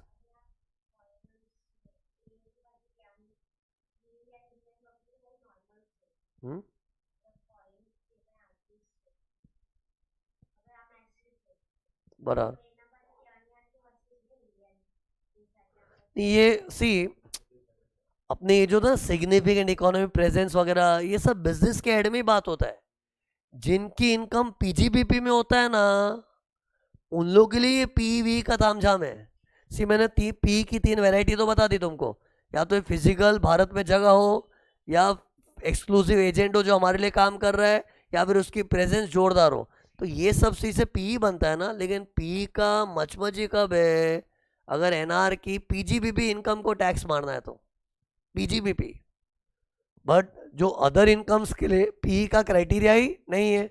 तो किसी बच्चे ने डाउट पूछा, कोई स्पोर्ट्स पर्सन है, तो स्पोर्ट्स पर्सन पीजीबीपी नहीं कर रहा है, अपने स्किल से कमा रहा है, ठीक है वो पीजीबीपी जैसा है, लेकिन वो स्पोर्ट्स पर्सन लोग का इनकम है ना, वो अलग से 115 बीबीए में अलग से कवर्ड है। उसका तो स्पेसिफिक सेक्शन ही है ना कि स्पोर्ट्स पर्सन लोग इंडिया से कमाएंगे ना, तो उधर अपने को पीवी नहीं देखने का होता है, उधर तो स्पेशल टैक्स रेट से 20% टैक्स रेट आता है। तो फिर स्पोर्ट्स पर्सन के कितने इंडिया में सब्सक्राइबर है, यूजर है, वो मायने नहीं रखता है, उसके लिए स्पेसिफिक सेक्शन है ना। ये तो अपने क्या पढ़ रहे, जनरल पीजीबीपी की इनकम के लिए अगर एनआर को इंडिया में टैक्स ना है तो पी होना चाहिए। कंक्लूजन सुनो, बताओ फाइनली सुनो, ये ड्राइंग का क्रक्स क्या है बताओ, इक्वलाइजेशन लेवी की 3 कंडीशन क्या है बताओ। अरे इतनी बातें होगी तो उसको फुल स्टॉप लगाना है कंक्लूड करके। 3 कंडीशन क्या है, प्लेटफॉर्म ओनर, वो एनआर विदाउट पीओ स्ट्रिक्टली वैसे ही होना चाहिए, और इक्वलाइजेशन लेवी आएगा तो उसी के ऊपर आएगा। बाय द वे इधर इक्वलाइजेशन लेवी कितना था, 2% था, 2%, वो भी ये देखो ये देखो, ये जो टिक किया ना, ये टिक प्लस ये टिक, ये तीनों टिक्स का total should be greater than और इक्वल टू 2 करोड़। इधर ग्रेटर देन इक्वल टू था, greater than equal to 2 crore. ये सिग्निफिकेंट इकोनॉमिक प्रेजेंस वाला नहीं है, थोड़ा शांति से सेटल करो, क्या अमाउंट सेम होता है मिक्स हो जाता है। इक्वलाइजेशन लेवी को भी अट्रैक्ट करने के लिए 2 करोड़ का है, लेकिन equalisation levy is attacking the platform owners, okay. और सिग्निफिकेंट इकोनॉमिक प्रेजेंस माल बेचने वाला प्रोडक्ट का मालिक इतनी ज्यादा बिक्री कर दिया ना इंडिया में कि 2 करोड़ के ऊपर हो गया, तो सिग्निफिकेंट इकोनॉमिक प्रेजेंस था वो तो इधर मैंने पॉइंट डाला था प्रोडक्ट बी में। तो बताओ इक्वलाइजेशन लेवी की पहली condition, platform owner NR without P होना चाहिए, first condition. Second condition, customers should be Indian, either residents of India or having using IP address of India. And third condition is about product जिसका है वो NR without P, और NR without P मतलब ना तो उसका कोई India में फिजिकल प्लेस है, ना कोई एक्सक्लूसिव एजेंट है, ना उसका इंडिया में सिग्निफिकेंट इकोनॉमिक प्रेजेंस है. NR विदाउट पी होना चाहिए. और ये तीनों कंडीशन सेटिस्फाई हुई, उसके बाद भी चेक करना पड़ता है कि ये जो टिक मार्क दिख रहा है, देखो ये टिक मार्क वाली जो सेल्स है उसका जोड़, उसका टोटल भी greater than equal to 2 CR होना चाहिए. तब जाके सुन क्या होगा, ये देख स्क्रीन पर देखो, अमेजॉन को 2% इक्वलाइजेशन लेवी भरना पड़ेगा. Amazon will pay to Bharat सरकार. ओके. और मैंने 194 ओ जो बताया था उधर मिक्स ईयर, वो तो खाली इसमें था, और वो भी अमेजॉन शीरीष व्यास के वीडियो लेक्चर के लिए TDS काट के वो भी अमेजॉन को डिपॉजिट करना पड़ता है एज TDS. तो मतलब अमेजॉन का 2 टेंशन है, इक्वलाइजेशन लेवी भी भरने का और शीरीष व्यास जैसे देसी लोग का वीडियो लेक्चर का सेल और उसका TDS भी काट के जमा करना चाहिए. मतलब उसका काम अगर गिनूं तो उसके 2 काम हो गए ना ऐसे. और 195 में तो NR विद पी हो गया, तो ये वाला है ना. ओके. नाउ टेल मी, सुनो, ये अमेजॉन वाला इक्वलाइजेशन लेवी भरेगा तो कब भरेगा? अगले महीने की 7 नहीं, अगले क्वार्टर की 7. क्योंकि इधर अगले महीना मतलब बहुत पागलपन हो जाएगा, क्योंकि अमेजॉन के प्लेटफॉर्म पे क्राउड कितना है, इतना क्राउड है, और महीने महीने करना मतलब यार बहुत ज़्यादा मगजमारी का काम हो जाता है ना. इससे लोगों ने क्या बोला, अमेजॉन शांति से एक क्वार्टर खत्म होने थे. पहला क्वार्टर कौन सा है? अप्रैल, मई, जून. ये खत्म होने का जो तुरंत क्या आता है, जुलाई, 7 जुलाई. 7 जुलाई तक डिपॉजिट करना है. क्या 7 जुलाई तक इक्वलाइजेशन लेवी डिपॉजिट करना है. लेकिन सुनो, इधर इक्वलाइजेशन लेवी के लिए भी मैंने क्या बताया, जल्दी देख. ये टेक देखना, प्लस ये टेक, ये greater than equal to 2 CR होना चाहिए ना. तुम बताओ, अमेजॉन का सुन, फर्स्ट क्वार्टर में 2 करोड़ हुआ ही नहीं था. अमेजॉन का तो हो जाता होगा, ऐसे एग्जांपल ले रहा हूं. अरे अमेजॉन तो एक्चुअली तो बहुत बड़ा जायंट है, लेकिन मान लो अगर उसका 2 करोड़ नहीं हुआ पहले क्वार्टर में. अरे एग्जांपल मान लो कि ये 3 सेल दिख रही है, देखो मैंने टिक मार्क जो किया ना, ये टिक मार्क वाली सेल 2 करोड़ क्रॉस नहीं हुई और अप्रैल मई जून का क्वार्टर खत्म हो गया, तो नहीं भरना पड़ेगा. जब तक 2 करोड़ और मोड़ नहीं होता ना, इक्वलाइजेशन लेवी का झमेला नहीं है. नहीं, पूरे साल का है, लेकिन अभी तो एक क्वार्टर ही बीता है, और एक क्वार्टर बीता है, अभी 2 करोड़ नहीं हुआ. क्या पता आने वाले साल में कुछ सेल ही ना हो, तो कुछ भी हो सकता है लाइफ में, फ्यूचर में. इससे यस, जब 2 करोड़ का थ्रेशोल्ड मैच होगा ना, तब लेवी अट्रैक्ट होता है ना. तो सी एग्जाम्पल हो ना, पहले क्वार्टर में अमेजॉन की सेल खाली 1 करोड़ हुई थी, तो फर्स्ट क्वार्टर का ड्यू डेट क्या आता है बताओ ना जल्दी, अप्रैल मई जून का 7 जुलाई. लेकिन कुछ पेएबल नहीं, क्योंकि इस क्वार्टर में सेल ही 1 करोड़ हुई थी. सी एक्चुअली 2 करोड़ का limit is for the year, लेकिन अपने क्वार्टर वाइज आगे बढ़ रहे हैं ना. सेकेंड क्वार्टर में ना सुनो, 80 लाख का सेल हो गया. कितना? 80 लाख. तो पहले क्वार्टर में 1 करोड़ था, दूसरे क्वार्टर में 80 लाख हो गया, लेकिन अभी भी 1 करोड़ 80 लाख ही हुआ है, तो सेकेंड क्वार्टर भी वेस्ट किया. By the way second quarter कब चालू होता है? अप्रैल मई जून के बाद जुलाई, अगस्त, सितंबर, और उसका ड्यू डेट आता है सितंबर के 7 अक्टूबर. तो 7 अक्टूबर तक भी कुछ नहीं भरेंगे ये लोग. ये लोग क्या बोलेंगे, भाई अभी तो हमारा 1 करोड़ 80 लाख ही हुआ है, लेकिन थर्ड क्वार्टर में ना और 40 लाख का सेल हो गया, और 40 लाख. तो गिन, 1 करोड़ हुआ था, फिर 80, फिर और 40, तो 2 करोड़ 20 लाख हो गया. तो अब 2 करोड़ 20 लाख का पूरा 2% लेवी आएगा, लेकिन थर्ड क्वार्टर के टाइम पेमेंट आएगी उसकी. और अपनी थर्ड क्वार्टर कौन सी है? अप्रैल मई जून पहला, जुलाई अगस्त सितंबर दूसरा, अक्टूबर नवंबर दिसंबर का जो क्वार्टर है ना, उसका ड्यू डेट आता है 7 जैन. अरे क्वार्टर खत्म होते ही आने वाली 7, तो 7 जैन को इन लोगों को पूरा 2,20,00,000 का 2% इक्वलाइजेशन लेवी डिपॉजिट करना पड़ेगा। और सी लास्ट क्वार्टर क्या आता है, जैन फेब मार्च, उसका ड्यू डेट 31 मार्च ही है। 31 मार्च वो दिन ही भर दो। लास्ट क्वार्टर का due date is 31 March only. उसको नेक्स्ट ईयर, गवर्नमेंट को भी क्या वो साल में पैसा चाहिए बस यार। नेक्स्ट ईयर तो मतलब उन लोग का भी सब कैलकुलेशन होता है ना, इस साल कितना आया, उस साल कितना आया, तो इन लोग इस साल का नेक्स्ट ईयर में स्प्रेड नहीं करना है, उसी साल में कर डालो, है ना। सी इनकम टैक्स में जो टीडीएस होता है ना, वो तो मार्च का होता था क्या, जो 30 अप्रैल है। You see TDS is belonging to income tax, और इनकम टैक्स क्या लोग due date of filing return तक चलाते हैं, समझा ही नहीं। आज जिस बंदे का टीडीएस काटा है वो इनकम टैक्स पेयर है, और इनकम टैक्स तो क्या है, साल खत्म होने के बाद भी उसकी रामायण जुलाई अक्टूबर तक चलती रहती है। लेकिन अमेजोन की इक्वलाइजेशन लेवी की रामायण मार्च तक खत्म कर दो, कि इन लोग का कोई अलग से इनकम टैक्स रिटर्न्स वगैरह कॉन्सेप्ट नहीं है ना, तो इन लोग का इस साल का हिसाब इस साल में हो जाए तो अच्छा है ना। और सुनो, इसमें इक्वलाइजेशन लेवी का इसमें भी रिटर्न होता है, साल खत्म होने के बाद 30 जून सेम, वो कॉमन पॉइंट है, वो पूरा कॉमन पॉइंट है। तो ये देखो मैंने अभी कुछ जो बातें बताई है ना, उसके बाद देखो मस्त डिस्टिंक्शन आ जाएगा, ये देखो। अरे यार एक चीज बाकी है, रुको रुको, एक चीज बाकी है, एक चीज बाकी है। लुक लुक हियर, ये ड्राइंग देख के क्या लग रहा है बताओ।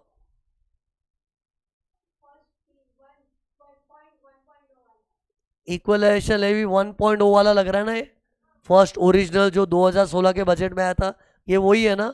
देख जल्दी, वैसा लग रहा है कि नहीं, कि गूगल में किसी रेसिडेंट बंदे ने ऐड दी है, अभी एनआर विद पी ने ऐड दी है, 1 लाख से ज़्यादा था ना ये फर्स्ट वाला।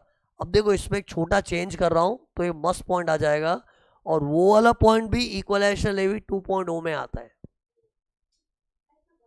तो ये देखो, लुक यार, इधर देखो, चेंज देखना, मैं इसको चेंज कर रहा हूं।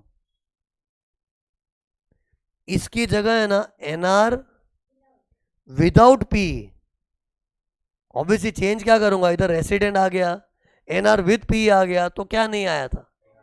हाँ तो वैसा ले लो, चलो ये एनआर विदाउट पी है, एनआर विदाउट पी। तो देख के क्या लगे, हाँ ये अपने इक्वलाइजेशन लेवी 1.0 में नहीं आएगा, लेकिन ऐसी चीज इक्वलाइजेशन लेवी 2 में कवर हो सकती है। कैसे बताऊंगा, लेकिन मैंने एक चीज सस्पेंस की तरह खोल के रखी अभी। तो क्या बोला, एक बार तो क्या लगेगा, नहीं अगर सर ये एनआर विदाउट पी है तो इक्वलाइजेशन लेवी आएगा ही नहीं। कौन सा वाला नहीं आएगा, 1.0 पार्ट 1 वाला इक्वलाइजेशन लेवी नहीं आएगा, दूसरा वाला इक्वलाइजेशन लेवी आ सकता है। अब वो कैसे और क्यों बता दो, ये देखो उसकी, देखो मैंने ड्राइंग बना के रखी, ये देखना, देखा मैंने चेंज क्या किया, यही चीज चेंज की है, बाकी देखो सब सेम है। देखो मैंने कॉपी तो मारा ऊपर से, online advertisement NR without P सब कॉपी किया है, लेकिन मिक्सअप नहीं होना, इससे मैंने गूगल के वाले फेसबुक का एग्जाम्पल ले लिया अभी। अरे ताकि मिक्स नहीं हो यार, याद भी तो करना पड़ता है ये सब। अब देखो ध्यान से सुनना, लुक यूएस का फैकल्टी, याद कर मेरा वो यूएस का फैकल्टी, उसके वीडियो लेक्चर की सेल इंडिया में जोरदार हो रही है, मैंने बताया था ना, लेकिन उसका इंडिया में पी ही नहीं है। मतलब ना तो उसका इंडिया में कोई कोचिंग सेंटर है, ना उसका कोई इंडिया में एक्सक्लूसिव एजेंट है, ना उसकी प्रेजेंस इतनी जोरदार है। मतलब मान लो वो यूएस की फैकल्टी का इंडिया में पी तो नहीं है, वो पक्का है, मतलब एग्जाम्पल में वो अज्यूम करके चलना। लेकिन पता है वो यूएस की फैकल्टी में ना इंडियन मार्केट में नज़र पड़ी रहती है, वो जो यूएस की फैकल्टी है ना उसकी इंडियन मार्केट में नज़र पड़ी रहती है। एक दिन मैंने उसको बोला था, ये यूएस के बंदे तेरे लेक्चर जोरदार खरीदे रहे बच्चे, मेरे डीटी के बच्चे ही पूछते रहते, मेरे डीटी के बच्चे ही पूछते रहते सर डेरिवेटिव्स के लिए यूएस का, तो मैं तो खुद रिकमेंड भी करता हूँ। मतलब मैंने उसको एक दिन बताया कि यार तेरा यूएस इंडिया में मार्केट अच्छा हो रहा है, तो उसको है ना इंडिया में इंटरेस्ट जागने लगा। तो उसने क्या सोचा, मैं ऐड करवाता हूँ फेसबुक में, काय की ऐड, वीडियो लेक्चर्स और डेरिवेटिव्स।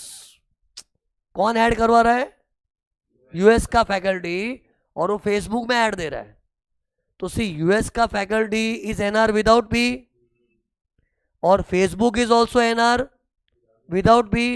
अरे फेसबुक यूएस का है, उन लोग का भी इंडिया में कोई fixed place of business permanent establishment नहीं है, तो यूएस का फैकल्टी भी एनआर विदाउट पी, फेसबुक भी एनआर विदाउट पी। लेकिन उसने पता है एडवर्टाइजमेंट कैसे की है? Targeting Indian students. फेसबुक के साथ ऐसा अरेंजमेंट किया है, कैसा कि उस यूएस की फैकल्टी ने फेसबुक को क्या बोला कि देख हम लोग जो ऐड दे रहे हैं ना, वो ऐड सिर्फ इंडिया के बच्चों को दिखना चाहिए। और ये चीज़ मुमकिन होती है मालूम है? आज तुम लोग फेसबुक इंस्टाग्राम में ऐड देते हो ना, तो you can select the audience. Audience select करने का ऑप्शन है, तुम लोग खुद ट्राई करके देख लेना। मैं तो खुद बहुत बार है ना इंस्टाग्राम में वो लिखा रहता है ना, वो लिखा हुआ नहीं आता बूस्ट पोस्ट, बूस्ट पोस्ट। तुम्हारा बिजनेस अकाउंट नहीं होगा ना, बिजनेस अकाउंट होता है, उसमें बूस्ट पोस्ट का ऑप्शन होता है, और बूस्ट पोस्ट दबाया ना तो बूस्ट पोस्ट मतलब अपनी एडवर्टीजमेंट में कन्वर्ट हो जाता है। मतलब मैंने कोई छोटा मोटा वीडियो भी डाला, वो ऐड बन सकता है, और उसमें ऑडियंस सिलेक्ट करने का चॉइस होता है। मतलब इन शॉर्ट में जनरल नॉलेज दे रहा हूँ कि फेसबुक इंस्टा की ऐड में you have an option to select the audience. और बूस्ट पोस्ट तो खाली एक बटन होता है उसमें, जिससे हम लोग एडवर्टीजमेंट के प्रोफाइल पे चले जाते हैं, but in that advertisement you can select the audience. तो सुनो क्या होता है, एग्जाम्पल तोड़ो मत। यूएस की फैकल्टी ने फेसबुक को क्या बोला कि मेरे वीडियो लेक्चर की ऐड करो, लेकिन वो ऐड में ना चाइना वाइना के लोग को नहीं दिखाना है, मुझे इंडिया के बच्चों को ही दिखाना है। तो फेसबुक बोलेगा पॉसिबल है, हम लोग के पास तो क्या पूरे वर्ल्ड का डेटा है। अरे आज फेसबुक मालूम है जोरदार डेटा लेके बैठी है। हर कोई जो फेसबुक में अकाउंट खोलता है या इंस्टा में अकाउंट खोलता है, तो उसका सब क्रेडेंशियल्स चला जाता है ना, कुछ नहीं तो अपना ईमेल आईडी वगैरह। तो फेसबुक अगर पूछोगे ना कि इंडिया के कितने यूजर्स है, तो बता पाएगा। मतलब फेसबुक में मान लो 5 करोड़ अकाउंट खोल के रखे लोगों ने, ऐसे ही कुछ भी बोल रहा हूँ, और उसमें से 40 लाख लोग इंडिया के, वो फेसबुक बता पाएगा इंडियन यूजर्स कितने, और वो 40 लाख में से भी सीए करने वाले बच्चे कितने, वो भी बता पाएगा। अरे फेसबुक का सब डेटा होता है। सी इंडिया का यूजर तो मालूम पड़ जाता है, क्योंकि इंडिया से ईमेल अगर उससे लॉगिन किया होगा ना, अब वो कितने लोग प्रोफाइल में लिखते भी है डूइंग सीए। अरे फेसबुक अकाउंट खोलते तो लिखते हैं ना डूइंग सीए, या फिर ऐसा कुछ आईसीए कुछ लिख देते हैं, तो उतना आइडिया आ जाता है। तो in short in of Facebook चाहे ना तो ऑडियंस सिलेक्ट कर सकती है। तो सुन, वो यूएस की फैकल्टी ने यही बोला था, किसको? फेसबुक को। क्या बोला था कि मैं जो मेरी ऑनलाइन पेन ड्राइव्स की, गूगल ड्राइव वीडियो लेक्चर्स की ऐड दे रहा हूं ना, वो ऐड सारे वर्ल्ड में नहीं दिखानी है, मुझे खाली इंडियन कस्टमर्स को दिखानी है। इंडियन कस्टमर म्हणजे जो इंडिया का रेसिडेंट है या फिर इंडिया का आईपी एड्रेस यूज कर रहा है, ऐसे लोग को ऐड देखनी चाहिए। तो अगर ऐसा जुगाड़ किया ना, तो ये भी इक्वलाइजेशन लेवी में आएगा। फिर भारत सरकार मुंह मारेगी, भले यूएस की फैकल्टी का इंडिया में कोई पी लेना देना नहीं है, फेसबुक का भी इंडिया में पी नहीं है। अरे ऐसे it looks like an offshore transaction. क्या समझता है कि नहीं क्या बोला? ऐसे it looks like offshore. Offshore मतलब बाहर का बाहर ही सब हो रहा है, इंडिया का कुछ लेना देना ही नहीं है। तो ऐसे it looks like an offshore, pure offshore transaction, but in this transaction there is transaction of advertisement which is targeting Indian customer. तो इंडियन कस्टमर को टारगेट कर रहा है, मतलब तो को इंडिया से कमाने का शौक चढ़ा है, इक्वलाइजेशन लेवी। इसमें भी इक्वलाइजेशन लेवी आएगा, लेकिन ये 2.0 वाला आएगा। पार्ट 1 इक्वलाइजेशन लेवी नहीं आ सकता ना इधर यार। पार्ट 1 में तो ऐसा है ना, सी मैंने जानबूझ के ऐसे ड्राइंग ऊपर नीचे क्यों बनाई मालूम है? ताकि बच्चा मिक्सअप नहीं हो। नहीं तो जैसे मैं ऑनलाइन एडवर्टाइजमेंट की बात करूंगा, बच्चे दिमाग होए गूगल में पढ़ा दे क्या चल रहा है। अरे अलग है यार, सबसे बड़ी अलग चीज नहीं देख रही भाइयों तो बहनों।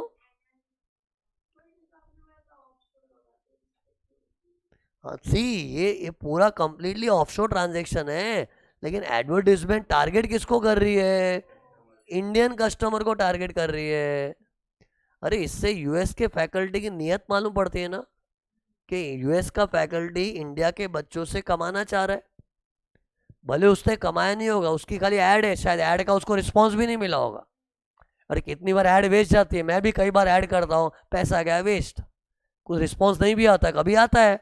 तो सी भले यूएस की फैकल्टी ने ऐड की, उससे इंडिया का कोई एक स्टूडेंट भी पेन ड्राइव नहीं लिया होगा, लेकिन उसने मन में नियत तो क्या ही थी, इंडिया के बच्चों को बेचूं, इंडिया के बच्चों, एडवर्टीजमेंट का सोल ऑब्जेक्टिव ही वो था ना। तो फिर इंडियन गवर्नमेंट इसमें मुंह मार सकती है, लेकिन टैक्स कौन देगा? इक्वलाइजेशन लेवी का। सेकेंड वाला इक्वलाइजेशन लेवी प्लेटफॉर्म जिसका है उसको भरना पड़ता है। फेसबुक का प्लेटफॉर्म है, जैसे वो अमेजोन था ना, तो फेसबुक भी इतना बड़ा प्लेटफॉर्म लेके बैठा है। फेसबुक का जो है वो ऐप, सी प्लेटफॉर्म जरूरी थोड़ी वेबसाइट होता है, ऐप भी तो होता है। तो फेसबुक की जो ऐप है वो खुद एक प्लेटफॉर्म है, तो फेसबुक को इक्वलाइजेशन लेवी आएगा। लेकिन अगेन आई एम सेइंग, इधर कंडीशन क्या है? टारगेटिंग, इधर लिख देता हूं, टारगेटिंग इंडियन कस्टमर्स, ये होना जरूरी है। और इंडियन कस्टमर का डेफिनेशन मैंने बता दिया था, क्या है? इंडिया का रेसिडेंट हो या फिर NR using IP address of India, ये होना बहुत जरूरी इधर। हाँ, ओके सी यार, अगर ऐसा हुआ तो कुछ नया नहीं बता रहा हूँ, सेम चीज़ है, खाली टेस्ट करने के मेरे सेटिस्फेक्शन के लिए। वो यूएस के फैकल्टी ने ऐड दिया है, फेसबुक को बोला है कि मैंने जो ऐड दी है ना मेरे वीडियो लेक्चर की, वो ऑस्ट्रेलियन बच्चों को दिखना चाहिए, ऑस्ट्रेलिया के बच्चों को दिखना चाहिए। तो द इंडियन गवर्नमेंट किस मुंह से मुंह मारेगी? यूएस का फैकल्टी जो नॉन रेसिडेंट, उसका इंडिया में कोई पी भी नहीं है, फेसबुक ऐसा है ना, उसका भी इंडिया में पी नहीं है, फिर एड जिसको टारगेट करी वो भी ऑस्ट्रेलियन कस्टमर को, वो भी इंडिया से लेना, तो फिर इंडियन गवर्नमेंट कैसे मुंह मारेगी? तो वो ad should be targeting Indian customer. फिर सुनो, इधर एक और ट्रांजेक्शन बन सकता है, सुनो खत्म हो रहा है बस।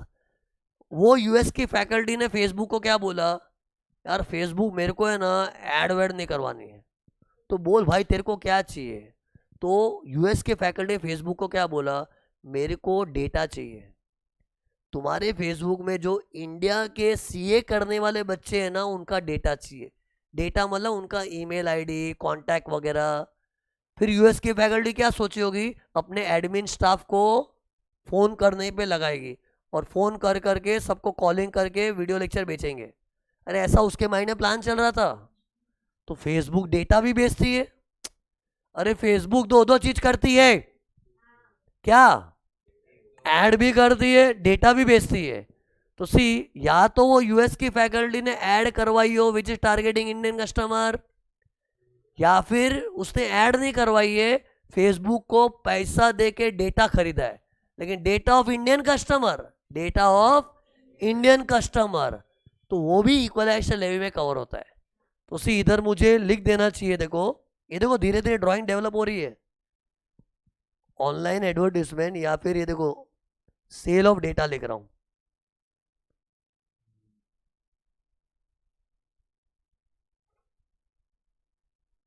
ये देखो और लिखा मतलब समझा ना, या तो सेल ऑफ डेटा का ट्रांजेक्शन है या फिर ऐड का।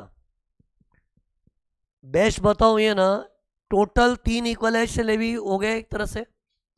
अरे तीसरा वाला वेरिएशन क्या था, वो था पार्ट 2 के अंदर ही, क्योंकि उसका मोडस ऑपरेंडी सेम है, 2 करोड़ और मोर, और फेसबुक 2% भरेगी क्वार्टरली बेसिस, मतलब मैकेनिज्म सेम है, इससे तो पार्ट 2 में ही आ गया ना। लेकिन एक्चुअली बच्चों को याद करने के लिए ना 3 हो गई चीज। 3 कैसे होगी गिनाओ? ये मेरी पहली थियरी, इक्वलाइजेशन लेवी 1.0। फिर दूसरी मेरी थियरी ये थी, इक्वलाइजेशन लेवी 2.0। और इसको मैं तीसरी चीज बोलूंगा, लेकिन है वो equalisation 2.0 only. And I hope ये दोनों में मिक्स नहीं होना चाहिए, क्योंकि ये दोनों में ये चीज डिफरेंट है ना। ये देखो मैं ऐसा कुछ कर ही देता हूँ, तुम लोग को लगे ऐसे, ये देखो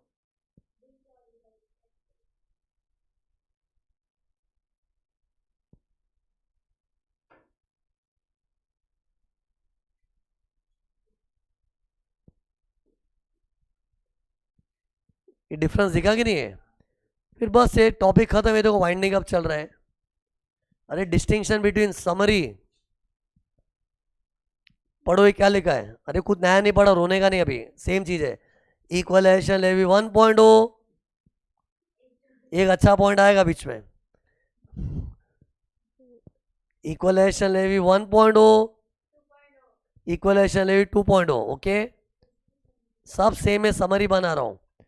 1.0 वाला कब आया था? 16-17 से, और 2.0 कब आया था? 2021 से।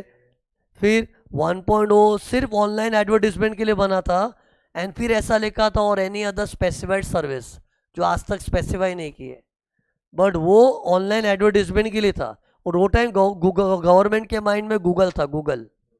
फिर ये 2.0 किसके लिए? Online sale of goods and services. एक से ना ये अमेजोन और फेसबुक वाला एग्जाम्पल भी आ गया, लेकिन सुनो, ये फेसबुक वाले कोई कोई लोग डाउट पूछते हैं, सर ये online sale of goods and service कैसे हो गया? सी, सर्विसेज एक ब्रॉड टर्म है। फेसबुक ने अपनी एडवर्टीजमेंट सर्विसेज बेची, डेटा बेचा। अरे मतलब कोई कोई लोग आर्ग्यू कर सकते हैं ना कि सर ये 2.0 आप बोलते रहे हो इसको, लेकिन 2.0 का नाम क्या है? Online sale of goods and service. इधर गुड्स एंड सर्विस क्या है? क्यों नहीं है? फेसबुक ने एडवर्टीजमेंट सर्विसेज बेची, एक तरह से सर्विस हो गया ना, डेटा बेचा, वो भी सर्विस बेचा, तो मतलब इसको भी टेक्निकली इधर ही लेते हैं। फिर बता जल्दी, इधर थ्रेशोल्ड क्या था? 1 लाख से आधा, इधर greater than equal to 2 crore. एक चीज नोटिस की, ये जो 1 लाख क्या था ना, मैं पर्सन टू पर्सन थ्रेशोल्ड था, लेकिन 2 crore was sale to all the Indian customers.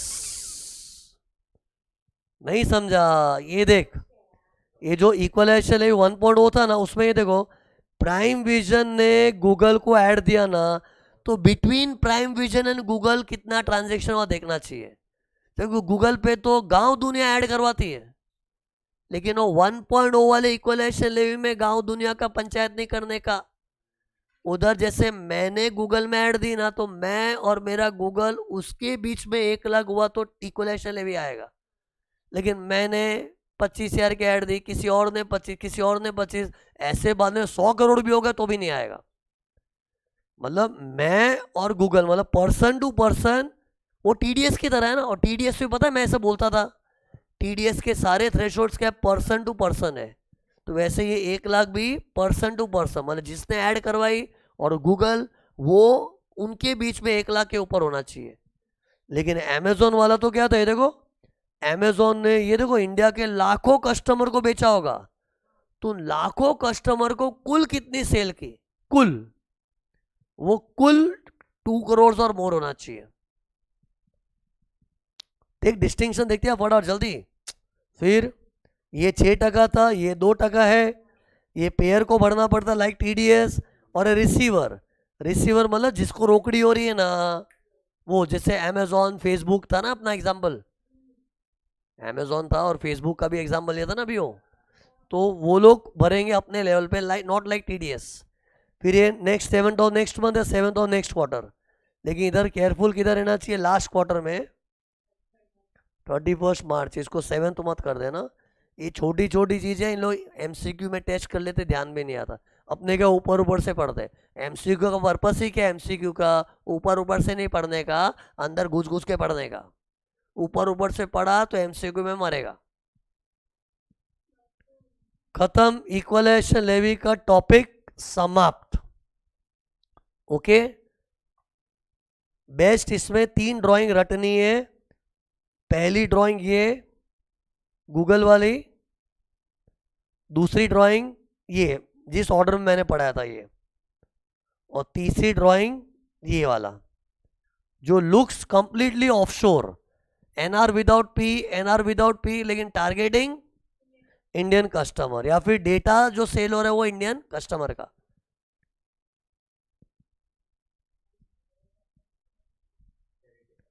तो इक्वलाइजेशन लेवी का टॉपिक खत्म हो गया।